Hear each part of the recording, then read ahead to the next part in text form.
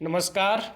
जैसा कि पिछले वीडियो लेक्चर में हमने होप्स के सामान्य परिचय के बारे में विचार विमर्श किया था और उसके जो जीवन परिचय है, उनकी रचनाएं हैं और उसकी जो चिंतन पर प्रभावित करने वाले कारक हैं और उसकी जो अध्ययन पद्धति है, इन सब का वर्णन और विश्लेषण हमने किया था और यह समझने का प्रयास किया था कि होप्स का जो चिंतन था वो किन परिस्थितियों में इजाद हुआ। और इसी क्रम में आज हम होप्स के सामाजिक समझौतावादी विचारों का अध्ययन करेंगे और यह देखेंगे कि होप्स ने जो सामाजिक समझौतेवादी सिद्धांत का प्रतिपादन किया है उसमें उसके प्रमुख विचार कौन कौन से हैं। तो सबसे पहले हम देखते हैं होप्स का सामाजिक समझौतावादी सिद्धांत। यह तो विदित है कि होप्स ने अपनी पुस्तक लेवियाथन में अपने राजनीतिक विचारों का प्रतिपादन करने के लिए सामाजिक समझौतावादी पद्धति को अपनाता है और लेवियाथन में वह सामाजिक समझौते के माध्यम से निरंकुश राज सत्ता का प्रतिपादन करता है। लेकिन जो ये सामाजिक समझौतावादी विचार हैं उन्होंने निम्न बिंदुओं के आधार पर समझाने का प्रयास किया है। इसमें इस सिद्धांत की व्याख्या हम निम्न प्रकार से कर सकते हैं। सबसे पहले हम उनके जो होप्स द्वारा प्रतिपादित मानव स्वभाव की व्याख्या है उनके बारे में जानेंगे। दूसरा, उसके बाद में मानव स्वभाव की व्याख्या के बाद में जो प्राकृतिक अवस्था का होप्स ने वर्णन किया है, विश्लेषण किया है, उसके बारे में अध्ययन करेंगे। फिर उस समय प्राकृतिक अवस्था में जो प्राकृतिक अधिकार थे, प्राकृतिक कानून थे, उनके बारे में विचार विमर्श करेंगे। उसके बाद में जो समझौता होता है वो किन कारणों से होता है उस पर प्रकाश डालेंगे और उसके बाद में यह समझने का प्रयास करेंगे कि जो सामाजिक समझौता हो जाता है तो जो राज्य की उत्पत्ति होती है उसका कौन सा स्वरूप उभर कर आता है, उसके बारे में विचार विमर्श करेंगे। और बाद में देखेंगे कि सामाजिक समझौते के द्वारा होप्स ने किस प्रकार की संप्रभुता की व्याख्या की है। तो इस प्रकार हम होप्स के सामाजिक समझौतावादी सिद्धांत को समझने का प्रयास करते हैं, उस पर विचार विमर्श करते हैं। तो होप्स का जो पहला बिंदु है सामाजिक समझौते का मानव स्वभाव की व्याख्या।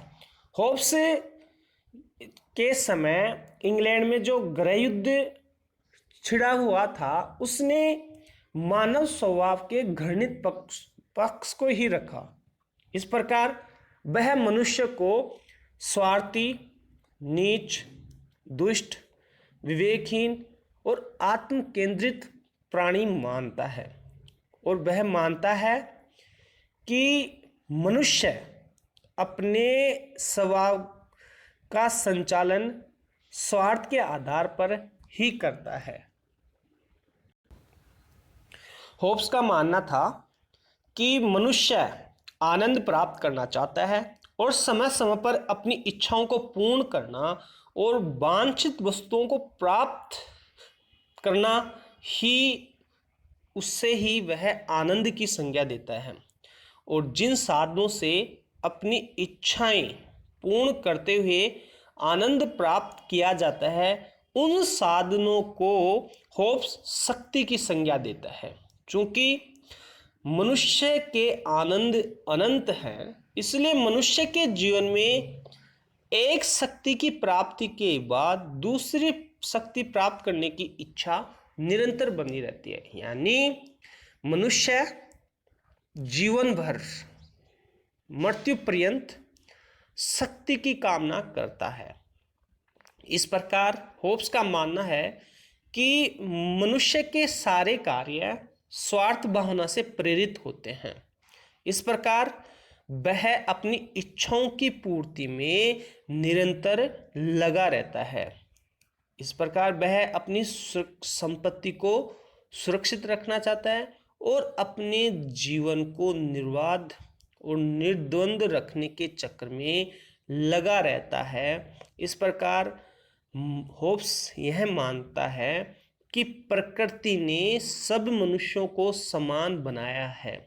यह हो सकता है कि कोई व्यक्ति शारीरिक बल की दृष्टि से दूसरे व्यक्ति की अपेक्षा निर्बल हो, लेकिन वह मानसिक दृष्टि से बुद्धिमान, धूर्त और कपटी में ज़्यादा बलवान हो सकता है। इस प्रकार होब्स यह मानता है कि मनुष्यों में लक्ष्य प्राप्ति की योग्यता समान होती है।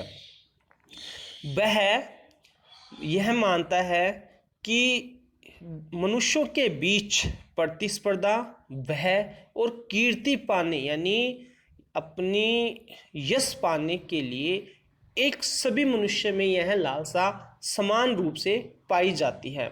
और ये जो प्रतिस्पर्धा है, भय है और कीर्ति प्राप्त करने की आशंका सतत संघर्ष को जन्म देती है। इस प्रकार होब्स का यह भी मानना था कि राज्य में दो प्रकार की गतियां होती हैं, एक ऐच्छिक, दूसरी अनैच्छिक। यदि उसकी भावना अनुकूल संवेग होगा तो उसे अभिलाषा कहता है, और यदि वह प्रतिकूल होगा तो वह उसे घृणा कहता है।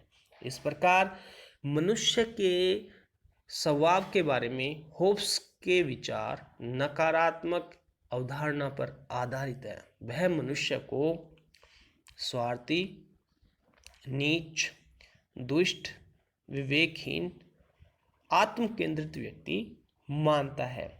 अब हम उसका जो दूसरा बिंदु है सामाजिक समझौते का, वो है प्राकृतिक अवस्था। तो होब्स ने राज्य की उत्पत्ति से पहले की स्थिति को प्राकृतिक अवस्था का नाम दिया है।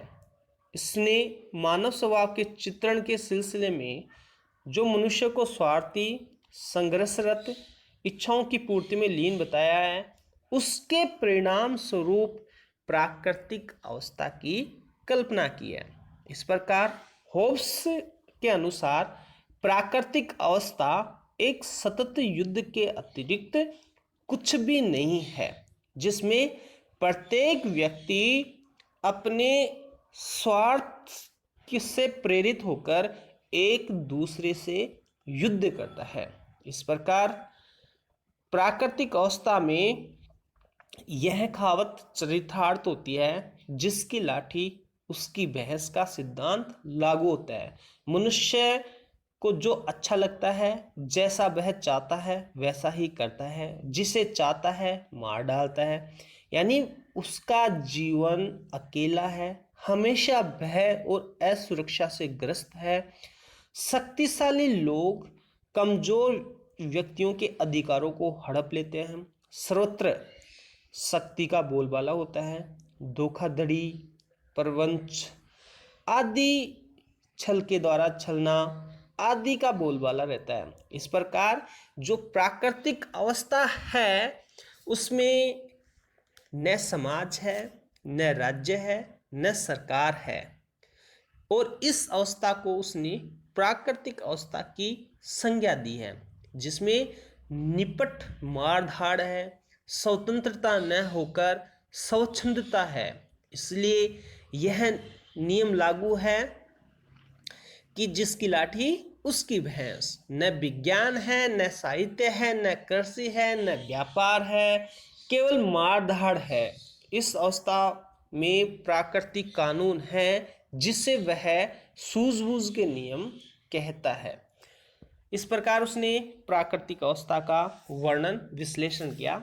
अब जो तीसरा बिंदु है प्राकृतिक अधिकार और प्राकृतिक कानून, इससे पहले जो होब्स के द्वारा प्राकृतिक अवस्था का वर्णन है उसकी तीन मुख्य विशेषताएं हैं। उसमें यह है कि प्राकृतिक अवस्था में नैतिकता का अभाव होता है, सत्य और असत्य पर कोई विचार नहीं होता।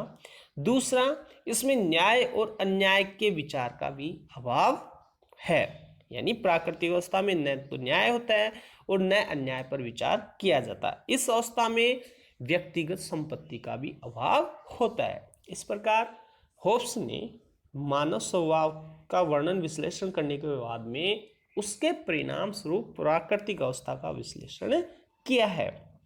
अब जो तीसरा बिंदु है वो है प्राकृतिक अधिकार और प्राकृतिक कानून। अनुसार प्राकृतिक अधिकार से आशय मनुष्य को अपने जीवन की सुरक्षा के लिए कोई भी कार्य करने की स्वतंत्रता होना, अपने, तो इसका मतलब ये हुआ कि वह अपने जीवन को बनाए रखने के लिए किसी को भी लूट सकता है, किसी को भी पीट सकता है, किसी को भी जान से मार सकता है। तो ये जो पूरी स्वतंत्रता रखता है उससे ही वह दूसरे शब्दों में प्राकृतिक अधिकार की संज्ञा देता है। एक विद्वान है टी.एच. हक्सले। तो टी.एच. हक्सले ने ऐसे अधिकार को शेर का अधिकार कहा है, किंतु सभी प्राकृतिक अवस्था में सभी मनुष्यों के अधिकार